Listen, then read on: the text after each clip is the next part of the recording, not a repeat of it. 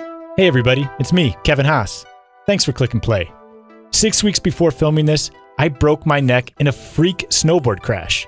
I wrote some jokes about it for a one-night-only comedy show put on in my hometown of Rockford, Illinois. Now I'm putting it out as a comedy special.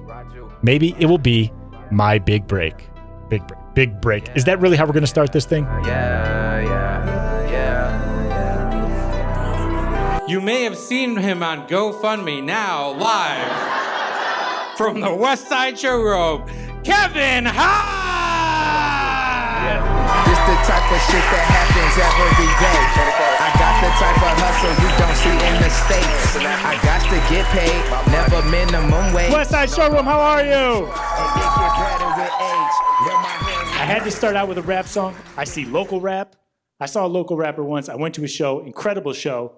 The show ends. I go up to him at the end of the show. He says, "Hey man, if you have any feedback, positive or negative, send me an email and I'll try to improve the show." I guess this doesn't sound impressive to you people, but every rapper you've ever met is like, "Yeah, I'm the best alive. If you don't like it, eat a dick." But not this rapper. This rapper's like, "Yeah, I'm about three things: getting money, getting bitches, and constructive criticism." And I love rap. Rap is what I've always loved my whole life. My favorite thing about rap is the hype man. Do you guys know what the hype man is? Yes. The hype man is just the rapper's buddy with no discernible talent of his own. He's just the guy that's like, "Yeah, we right here, dog." I don't know why rap is the only job that gets that. I want that. I want an office hype man. A guy who'd just be like, "You gotta call on line 3, dog." Or I take him on a job interview with me. And I could be like, "Yeah, you can see I have all the qualifications necessary, and I think I'd be a great asset to this company." And then he hops in and like, "And I'm proficient in Microsoft Word, motherfucker." And I'd have to be like, "Yes, I am proficient in Microsoft Word, you motherfucker." I procrastinated too long before I figured out what to do for this show. I got a real problem with procrastination. I was still writing in the green room. It's just, I tried to figure out everything I can do to stop procrastinating. I go on YouTube, it's got a lot of self-help stuff, and I search for how to stop procrastinating. All of those videos are saved in my watch later list. And comedy doesn't work like that. You have to actually work at comedy. You know, if you're gonna go entertain people who've never met you, it's hard work. My friends don't understand that. Sometimes they'll be like, "Hey, Kevin, can you hang out tonight?" And I'm like, "I can't. I gotta stay home and think of weird shit to say to strangers."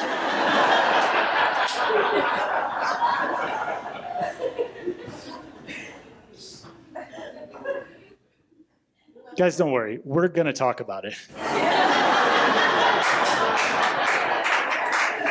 Can you imagine if I came up here and I was like, "So dating is weird, airplane food is terrible. Good night, everybody." And people would just be like, "Does he just wear that? Is that just something that he wears?" But no, you guys know what happened. I broke my neck in a snowboard crash, happened in May. And everyone's been really supportive. You know, everyone has been very supportive from when you saw those early pictures of me getting wheelchaired through the airport. And then I would see people out as I was getting better. And they'd be like, "Hey man, it's good to see you getting around. But you know, when I bought those tickets, I thought it was more serious."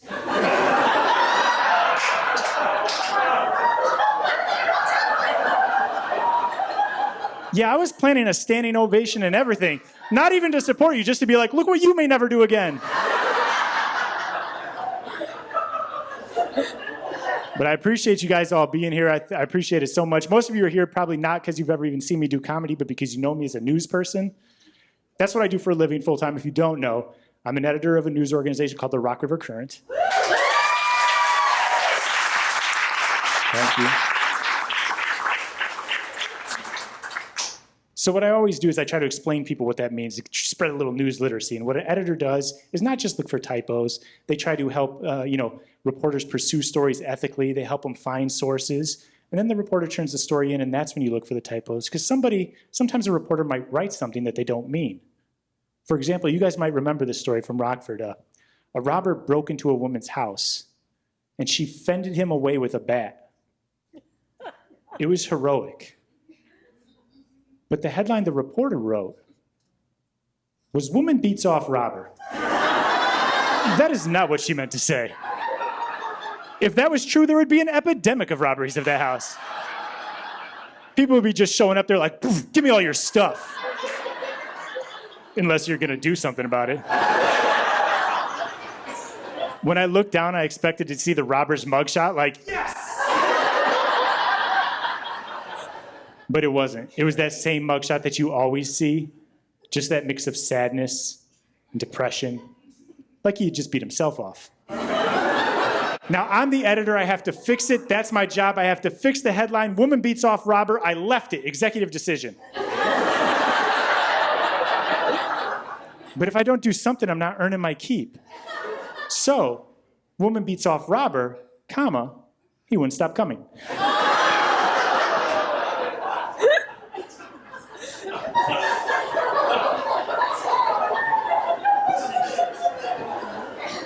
I don't know, West Side Showroom. That joke usually gets a standing ovation.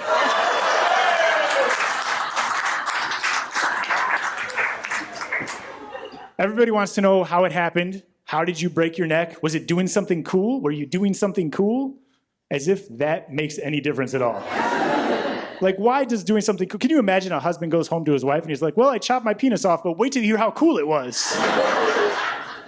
And I was not doing anything cool at all. What happened is, I was going on a mountain snowboarding, and I was going really fast. And then I was not going fast at all. And the reason for that was the ground. And I don't like to be too technical in shows, but so I saw a lot of doctors, I'll be technical here. So what happened is, the ground is a solid. And I, as a fellow solid, I couldn't pass through it. So I got the unique opportunity to go to 3 different hospitals in 2 different ambulances and go to 2 different trauma centers, which means I got to answer those intake questions 100 million times from nurses.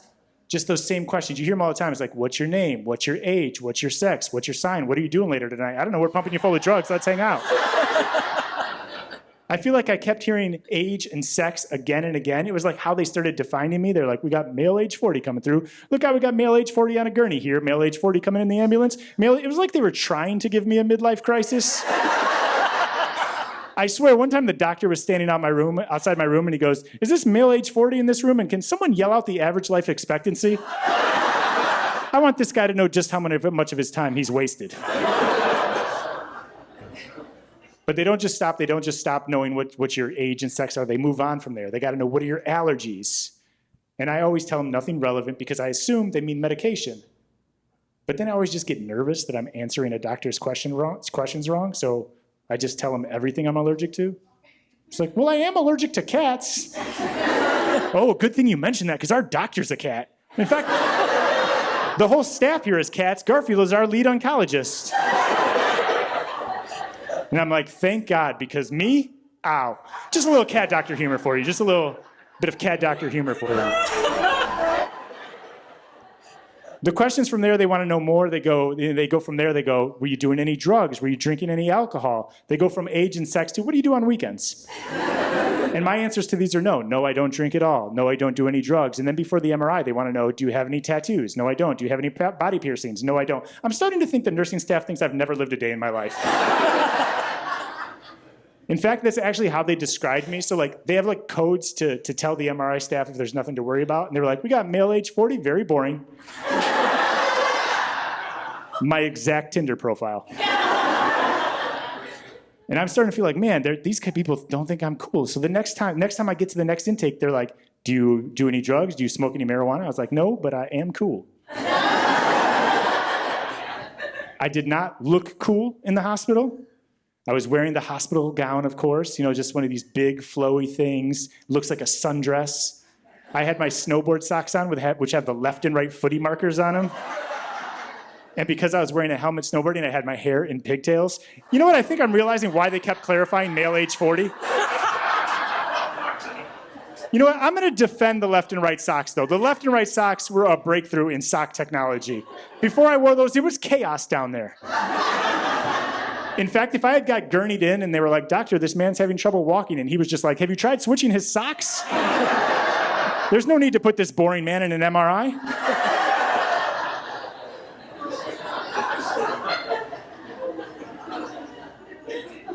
By the way, this all happens to you before you even know, what the diagnosis is, you know? So I'm in the first hospital, and what happened is that, when I crashed, I lost feeling in my left arm. And I'm so dumb, I was just like, oh, I guess when you break your arm, you don't feel it. So I rode down the rest of the hill. And then I got to the bottom, and I tried to bend over, and I was like, oh, I can't do anything. So I go to the first place, and I drive there. I actually drive to the first place. It's a quarter mile away. And as I get out of the car, a dog walks up to me, and I'm like, sorry, dog, I can't bend over to pet you. And I get to the hospital door, and I open it, and the dog goes in. I'm like, I'm sorry, I just let a dog in your hospital. They're like, oh, that's just Mozart. Like, he's part of the triage team or something. And you guys laughed at me for the cat allergy thing. So they do x-rays at this first place, and what happens is the x-rays are negative. They said, we think you just have a stinger and a cutoff feeling in your left side. So they discharge me to drive away. Yeah. And I get up, and I break in a cold sweat, and I almost pass out. And they're like, you need to sit back down, man. You're not driving anywhere. We're going to put you in an ambulance. Trust us, it's the most expensive way to travel. It is crazy expensive to be in an ambulance. It's so expensive, I feel like rappers should switch to bragging about that instead of like Lamborghinis and Maseratis. They should just be like, yeah, I'm getting money. I'm stacking bands. I don't even take Uber. I just take an ambulance.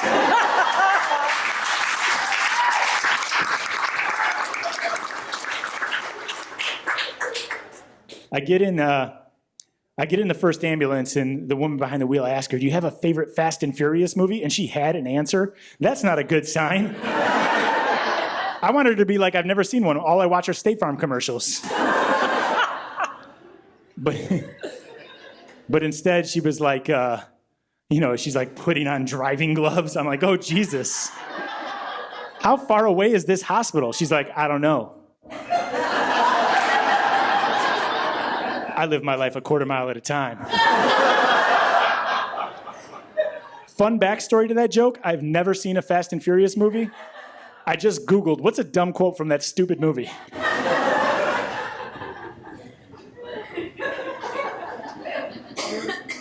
So you get to the hospital, you get through the ambulance, and you get to the hospital, and you still don't know what's wrong with you at this point, You've made it to the hospital, but you don't know what's wrong to you. And as I'm being gurneyed in, they have me on a stretcher, neck brace on, I'm strapped down to the stretcher, and this nurse who's like in his 60s, salt and pepper hair, he leans over me and he's like, hey, buddy. I just want you to know you're gonna be safe. And then he squeezes my hand that has no feeling, and he's like, nothing bad is going to happen to you. Thanks, man, because I didn't even know I was supposed to be freaking out. 2 minutes ago, I thought I was going to drive out of here until I had an experienced nurse try to reassure me. And when you finally learn that you broke your neck, it's concerning. You're like, am I going to walk again? Is everything going to work below the belt, The doctor came in and he goes, Kevin, I'm sorry. You'll never have sex again. Yeah, it doesn't have anything to do with the injury. I just took one look at you, and I don't see it happening for you.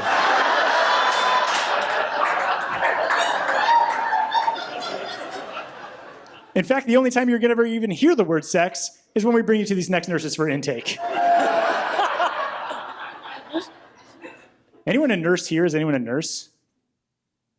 Great, we're safe. There's a lot of nurse material, and I was a little bit worried. The other thing that the nurses ask you is they want you to rank your pain. You can't just tell them, oh, this pain is terrible. You have to give it a number.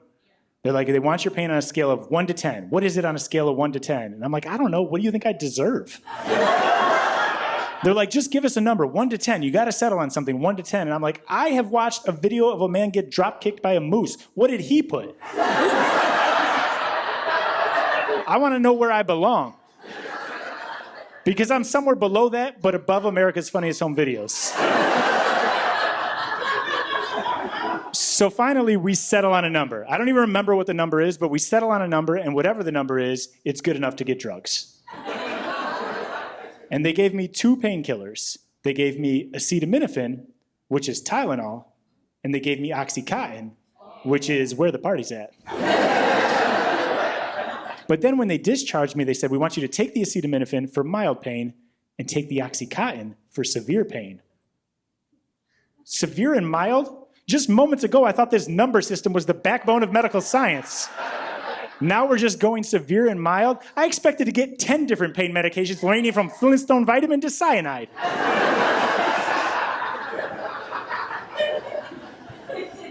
So I get home from Colorado to my home here in Rockford, and I run out of painkillers before I've run out of pain.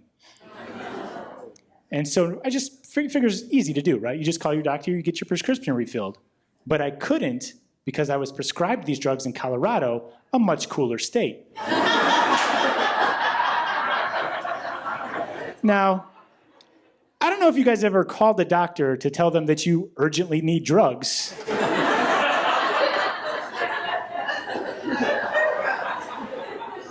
But they often don't buy it.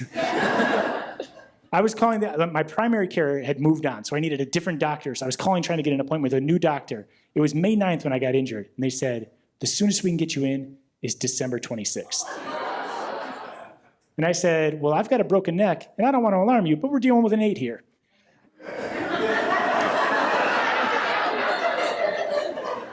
They said, well, in that case, we can do December 12th. So now my parents and I are calling everyone. We're calling everybody like, hey, can we get in? This guy, our son, he needs drugs. I'm like pleading with them, like, don't you remember me from the questionnaires? No drugs, alcohol, I've changed my mind. And the craziest thing is I don't do drugs. I never do drugs. The only time I've ever done drugs is like sometimes I get on these kicks for self-improvement. Like once I had read that if you eat blueberries, they're rich in antioxidants, so they help your brain power, they help your memory. I learned that. I was eating blueberries like crazy. I was eating blueberries so much they kicked me out of the Willy Wonka chocolate factory. And then I read another study that was like, if you smoke cannabis, it helps you sleep better, it can prevent cancer, it helps with longevity. And I was like, well, it is time to do drugs. So I was out of town, and I decided it's time for me to do drugs. And I go to the drugstore. They're like, sir, this is a Walgreens, you need to leave. So then I go to the real drugstore, and I'm like, I'm a little bit intimidated because I'm 40 and I'm about to do drugs for the first time. And I go up to the guy, and I'm like, drugs, please. And he's like, well, what do you like? Do you like a heady high? Do you like a mellow high? Do you like a body high? Do you like perps? Do you like haze? Do you like indica? Do you like sativa? And I'm like, I don't want this guy to think I'm dumb. He doesn't know how many blueberries I've been eating.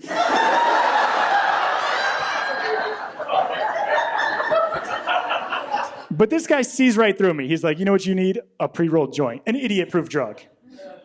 I take it, I buy it, I don't ask a key question. Does anyone know what the key question is? How much should I smoke?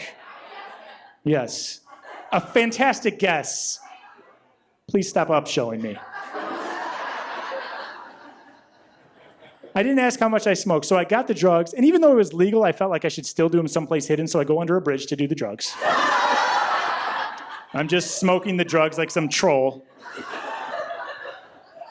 And I take my first hit, I don't feel anything. I take my second hit, I still feel nothing. I have a natural high tolerance to drugs. So I take 2 more hits, I still feel nothing. I'm a god, West Side Showroom. The joint is more than halfway gone at this point in time. And my mother has always told me, don't waste food, there's starving kids in Africa. I figure those kids want to get high too, so I smoke the rest of the joint all the way gone. I still feel nothing. I still feel nothing. Must have been a bad batch. So I'm walking back to my hotel.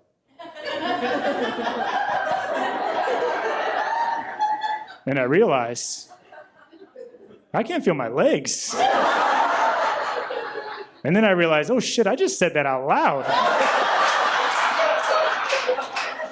And a guy next to me goes, said what out loud? And I was like, whoa, where did that guy come from? Did I do the drugs with him? Has he been here the whole time? And I got scared, so I crossed the street. That doesn't sound weird to you because you heard it all from my perspective, but to this guy, some random guy just yelled out, said what out loud, and ran away. So I get back to the hotel and I'm crazy high. I am freaking out. I'm so high. I'm terrified. I'm so high I'm texting friends my room number. I'm like, yeah, in case something happens, I'm in room 207. They're like, oh no, what did you do? I'm like, marijuana. They're like, I hope you die, idiot.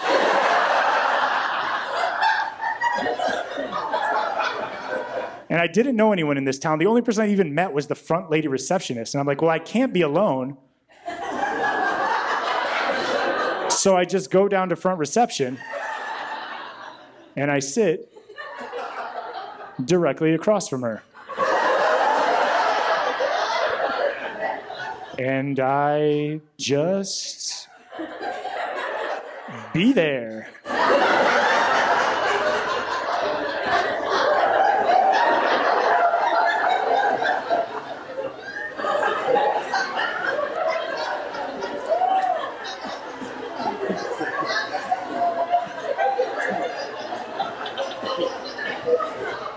She was like, sir, can I help you?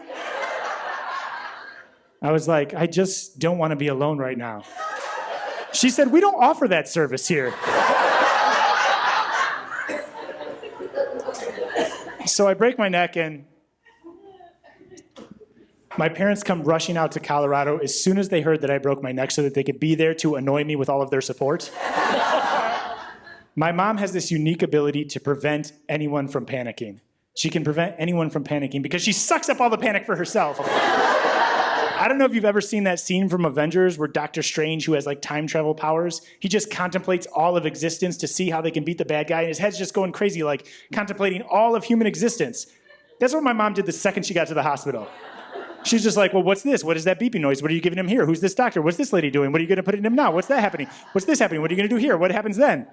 At one point, they were asking me about medications, and they were like, do you want anything for anxiety? And I said, yes, but how can we get her to take it?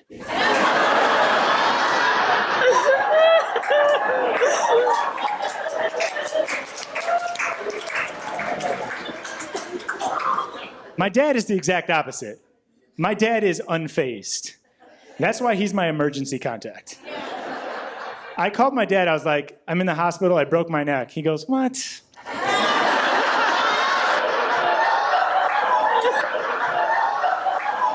All right.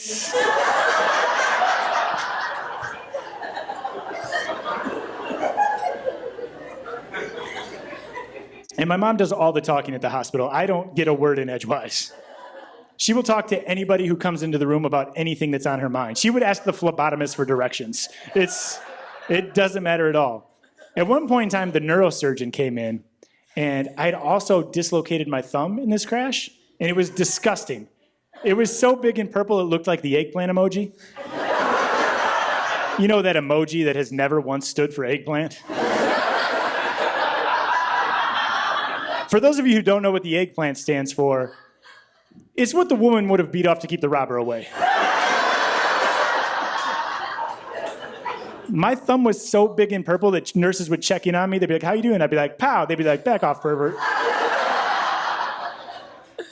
But my mom will ask anybody. The neurosurgeon comes in and she's like, hey, can we do something about that thumb? He's like, I'm a neurosurgeon. I'm trying to make sure this guy can walk again. I don't care if he eventually hitchhikes. I needed all that support from my parents, though, because I couldn't do anything. I needed all that support.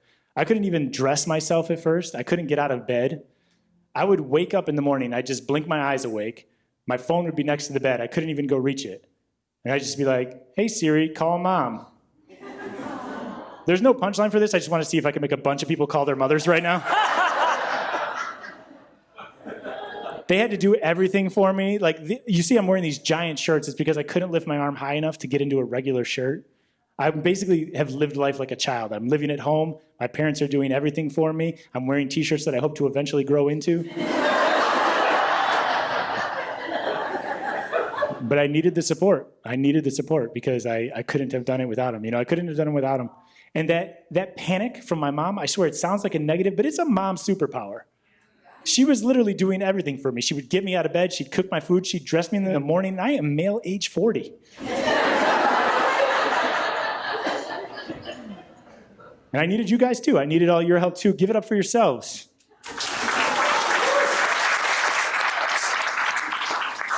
I needed it. My bills are crazy. My bills are so high, they would stare at the hotel receptionist.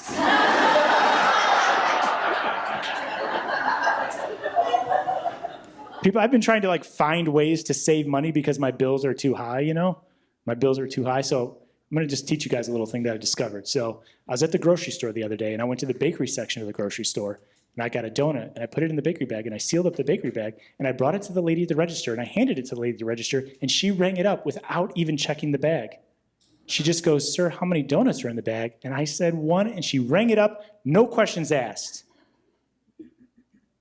Donuts are purchased on the honor system. So the next day I'm back in the bakery, I got 2 donuts. I put 2 donuts in the bag, I sealed the bakery bag, I bring it to the lady at the register, I hand it to the lady at the register. She said, "Sir, how many donuts are in the bag?" And I said, 1.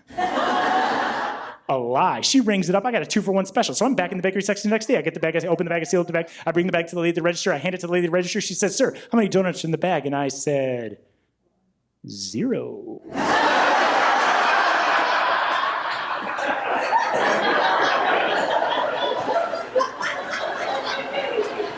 She says, "You mean to tell me you went to the bakery?" I said, "That's right." She said, "You went to the bakery section and got a bakery bag." I said, "So far, so good." She said, "You opened the bakery bag, sealed up the bakery bag, brought me the bakery bag, but did not put any donuts in the bag?" And I said, "That's right." She said, "Sir, I'm gonna have to open this bag," violating the trust system. So she peels open the bag, and inside I left a note that says, "You used to trust me."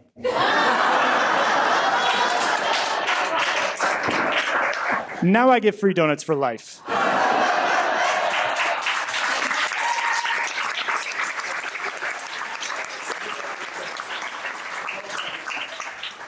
I had to get help from my parents because I live alone. I'm single, you know. I'm single by choice. Not my choice necessarily, but people have made the choice. I shouldn't even say that I'm single. Single implies that there's another option. I'm alone. And for whatever reason, just I can't get relationships to work out. My last girlfriend, she was like, "You don't have emotions. It's like you're not even human. You're just robotic. You have no emotions. You're just like a robot. You're so robotic." And I'm like, "Would you shut up and just show me which of these pictures are crosswalks?"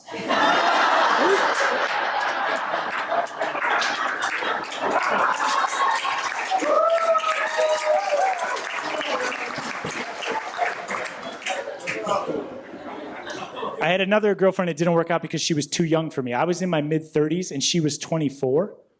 And I was living life like an adult and she was living college part 2.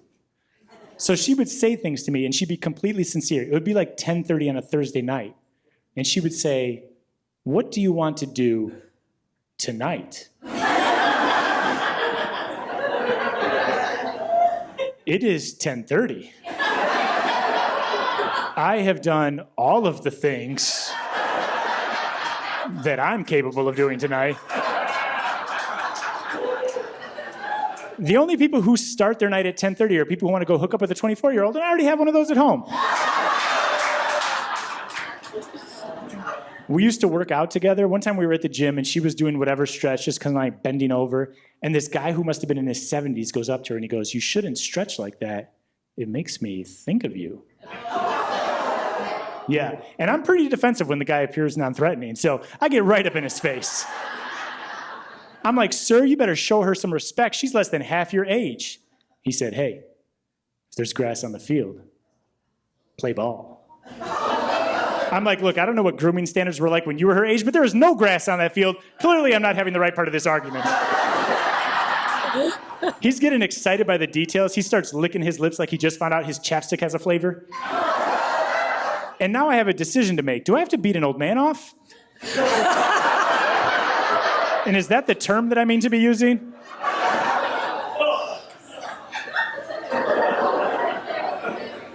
I'm single and I will always be single. There's a reason I will always be single, and it's because I would never ask out a woman. I would never do it. It's rude. I feel like women all day long have people approaching them and trying to hit on them or objectifying them or whatever.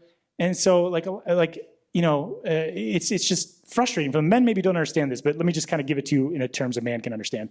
Have you ever been to a store and you get in an aisle and someone's like, hey, can I help you? And you're like, no, thanks, just browsing. And then you get next aisle and someone's like, hey, can I help you? And you're like, I said I was just browsing the last guy. And then you get next aisle and someone's like, hey, can I fuck you? That's what it's like being a woman. So when most people see a beautiful woman, they think, what can I do to get her to go out with me? But when I see a beautiful woman, I think the best thing that I can do for her is nothing. I'm not going to go ask her out and ruin her day. People are like, so Kevin, you would never ask out a beautiful woman? I'm like, that's right. And they're like, well, would you ask out an ugly woman? And I'm like, absolutely not. Because what if she says yes, and one day comes to one of my shows and hears this joke? That's not an argument I'm prepared to have. And I would never do online dating. I just don't want to order a human being the same way you order DoorDash. I miss the days when online dating used to have a stigma. People used to be like, hey, where'd you meet your boyfriend? And you'd be like, oh, I met him in this disgusting bar. We were both hammered. And they'd be like, oh, thank God it wasn't on the internet. So I will always be single. I have no kids. I do have nephews and a niece. And my sister uses me as like a parable to teach them lessons about life.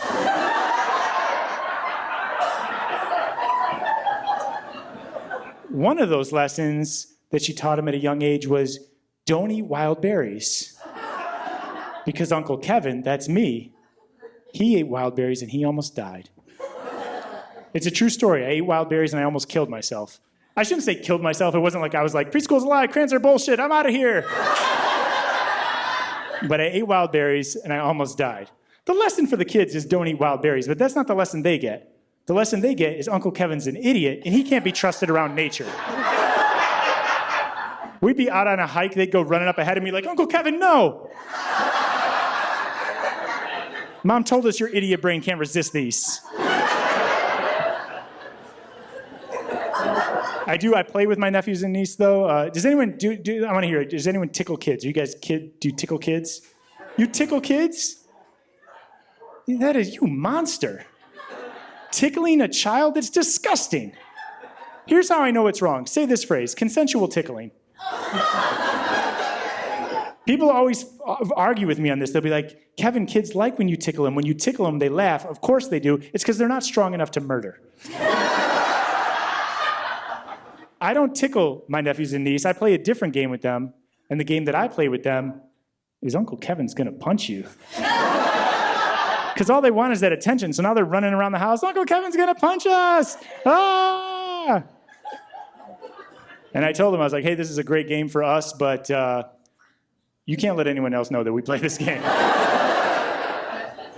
So one day we're in the line at the grocery store, and my niece goes, hey, Uncle Kevin, can we do that thing you said is a secret just between the two of us?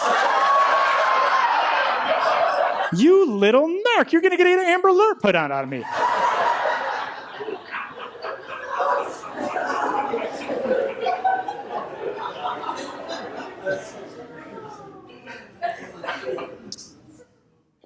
Living back at home. My mom is a Catholic school teacher. It's her #1 defining trait. She has been praying for me nonstop. She's here, she's not even listening. She's probably just praying in the back right now. She prays for me so much, I imagine that God answering the prayer was like, hey lady, can I get a little me time? She was blessed, she got this holy water from France, and she was blessing me every single day. She was blessing my arms, she was blessing my neck, she blessed my guacamole. That one came as a surprise. I mean, holy guacamole.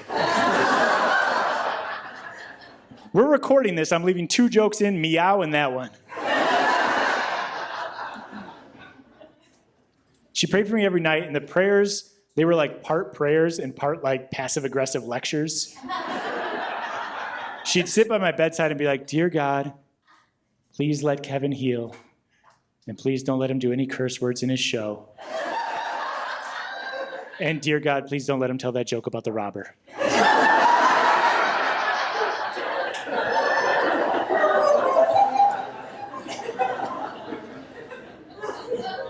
The 3rd hospital that I went to was a Catholic hospital, and she could not have been more pleased.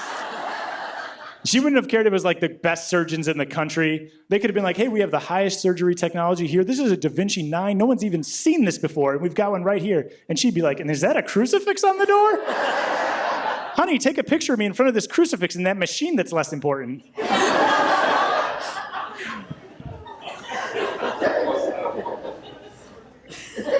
Grabbing this water is a chore. I swear, looking down, every time I look down, it's just so difficult because I miss looking down, you know? I miss the ability to look downward. My field of vision ends right at my chest. I've been meeting women, and I'm like, hey, did you know your eyes were up here?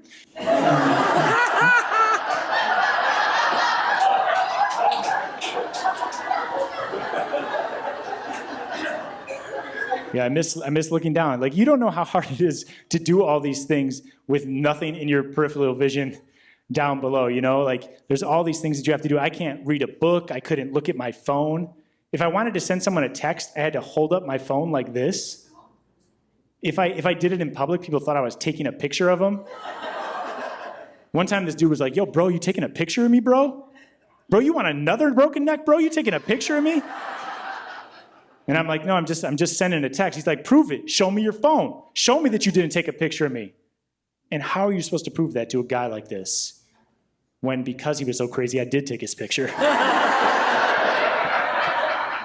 Just in case the police needed it later. While somebody identified my body. I learned a crazy thing from the MRI person, actually, speaking of identifying bodies. She said, she had me laying like this for the MRI, and I was like, oh, great, practicing for death. And I was like, it would be when they reveal the sheet for my family to identify me. And she was like, actually, they don't do that. That's just something you see in Hollywood to build suspense. They don't really reveal you. I'm gonna get that in my will. I want to reveal, and I want the guy to go, ta-da! She said one time, though, when her mother died, she was in a body bag already, and the father had to go identify her. And the coroner unzipped the feet. And he just goes, yeah, I don't know what you think I'm into, but I'm going to do the other side. So I couldn't look down. And because you can't look down, it's like there's nothing I could do to pass the time. I can't read a book. I can't look at my phone. So to pass the time, I would just exist. Like a cow standing in an open field, just hoping some teenagers don't tip me over. Family would come by and they're like, what are you doing? I'm like, what do you mean, what am I doing? I'm doing what I'm doing. What are you doing? You got to do all sorts of things you can't do. You have to pee without looking. Some of you might say, hey, Kevin, why don't you pee sitting down? Why don't you be serious for a second, okay? We can't have all these joke answers. I'm not sitting down to pee. Crazy. The first time I had to pee was in the hospital, and when you're staying in a hospital, your toilet is right next to your bed. So now I have to nail the shot, or my entire room will smell like pee. This is what 40 years of muscle memory has built to. But they didn't let me do it alone. They had a nurse stand behind me, which seems weird because it's like, you know, but not really for if you're a guy, you always have people standing behind you at a urinal at a sporting event or something, but this guy has a degree.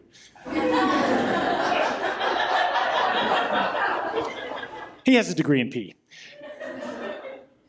Next time I'm at a sporting event, I'm going to be like, are you even qualified to be back there?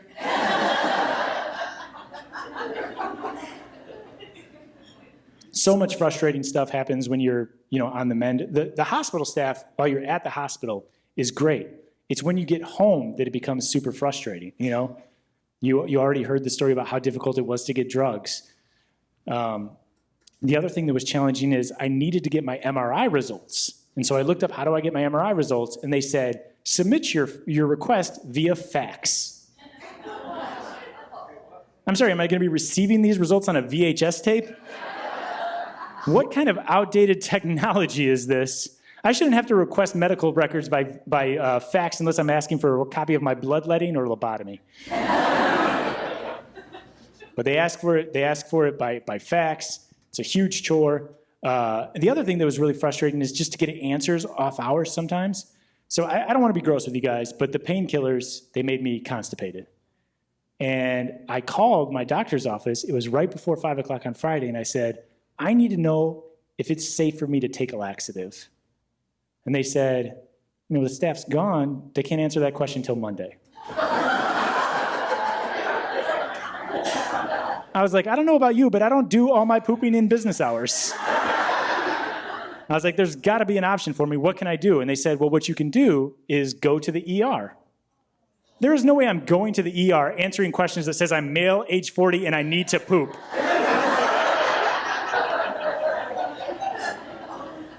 I get back home and I'm getting slowly better, So originally, no feeling in the left arm, tingly left leg, no range of motion. But now it's getting better. There's a couple fingers that I can't feel, and the doctors say that'll probably be permanent, They said, what happened to me is a lot like what happens to a woman who gives birth. You'll never feel just one finger again.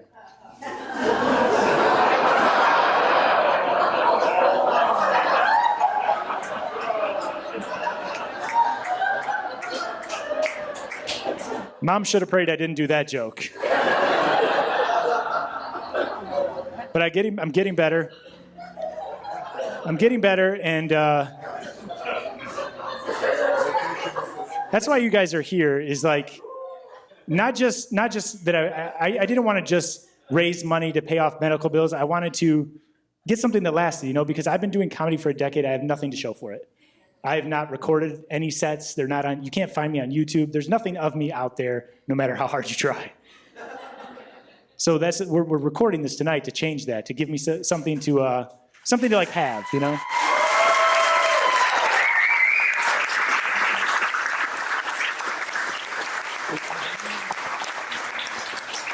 Because it's difficult when you're a comedian like me and you're just starting out. You will do basically any show that will have you. Because I'm just chasing a dream. I'm too old to be chasing my dreams, first of all. I should have given up by now and be forcing them onto a child. I should be sitting in the front row and a child should be up here like, I just want to play basketball. And I'd be over here like, more dick jokes like I told you.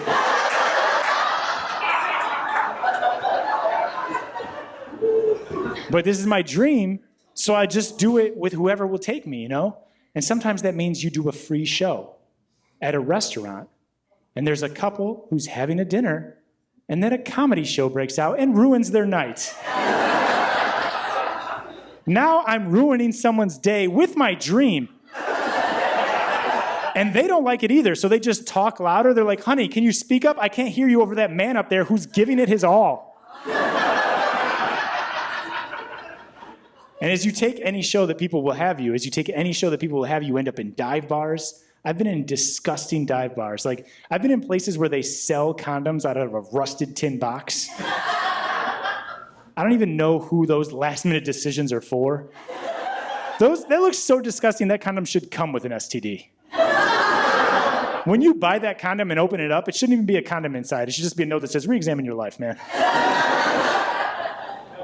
And I performed at another bar where they had a bunch of bras lined up all above the bar.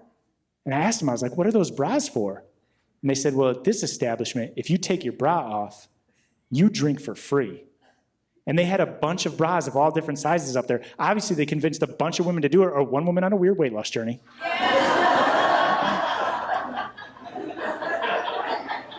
And so you work eventually for the chance to do a headline show, And you promote it on Facebook because that's the only way. You don't have an advertising budget. Which, by the way, are you guys, someone here are my Facebook friends?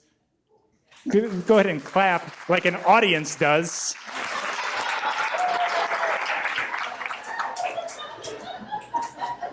I'm a good Facebook friend, by the way. I know I'm a good Facebook friend because when a friend posts a picture, you like it. That's how you support your friend on Facebook. Like, oh, Kevin liked a picture of our daughter. She must be adorable. Kevin likes every picture of our daughter. We need to block him. And sometimes it gets confusing because a friend of mine, he posted his 16-year-old daughter in her cheerleading outfit, and I accidentally gave it the heart eyes like. I accidentally saved it in my faves for later. And he was really upset. He was like, what are you doing? You're going to hard eyes like my 16-year-old daughter? What are you doing? I was like, well, she's a cheerleader, and I'm going to be aggressive. Be aggressive.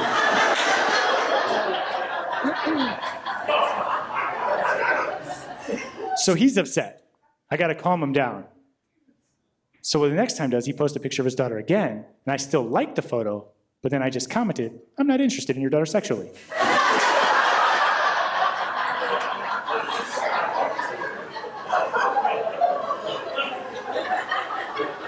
The weirdest of the social media to me is Instagram, because Instagram is just like this, you know, sometimes people will like Tale of Two Cities, the caption, and then it's just a girl showing her butt. And it's just it's nonsense to me. And her caption is like, I wasn't gonna post this, but I've been going through a lot because my turtle has lupus. And, you know. But I needed to post this because, Dad, this one's for you, Dad. And the first comment is from her dad, like, I'm not dead, I was just in the shower when you called. And the second comment is me, like, I'm not interested in your daughter sexually. So Facebook is the only place I can promote the shows. It's why you all came here, probably from seeing it on Facebook or seeing the flyers that people pass around town. And it's a big deal to be a headliner. I'm really proud to be a headlining comedian because you don't get that opportunity a lot. I remember my first headline show.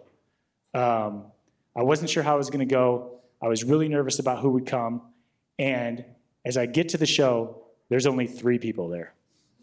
And they're my 3 closest friends, who probably would rather laugh at me, if we're being honest. And I found out the reason that there was no one there wasn't just because they didn't like me. It was because there was a competing comedy show across the street starring Pauly Shore. I don't know if you've ever had somebody like Pauly Shore more than you. It's kind of like going down on someone who just had asparagus. It's tough to swallow.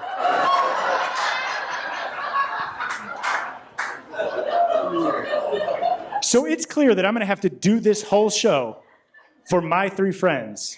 So I set a new goal in my mind. I'm no longer worried about having a good show. My only goal now is I'm just gonna make my 3 friends laugh harder than they've ever laughed in their life. That's my only goal now. So the host comes up, that was Dan's role tonight, and he does the host thing, just my 3 friends, they like him. The feature comes up, that was Dame's role, he does his thing, just my 3 friends. The second feature comes up, that's what Kevin did today, and a miracle happens while he's on stage. A bunch of people show up. There must be 20 people that show up during his set. My show is saved. I have an audience. It's a miracle. They're laughing. They're loving the show. He closes out. He's like, thanks, everybody, your host. The host comes up and goes, are you guys ready for your headliner? And someone in that group yells out, Pauly! And he goes, no, Kevin Haas. And they left. And my friends laughed harder than they've ever laughed in their life. That's my time, everybody. Thank you very much.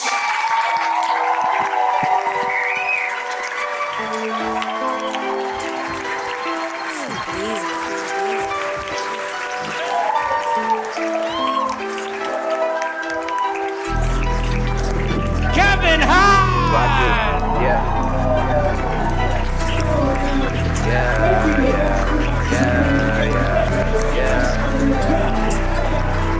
This the type of shit that happens every day. 24. I got the type of hustle you don't see in the States. I got to get paid, never minimum wage. My money mature and it get better with age. Wear my hair locked now, and you knew me with fades. Now you rock fades, the you I knew had braids. Them was earlier grades and easier days. We was focused on the money, we was never afraid. It's the return of the motherfucking Mac down. And you ain't gotta miss me cause I'm back now. If you don't think I body, check my background. Bet it's bones in my closet from the rock town. I will never make deposits to a joint account.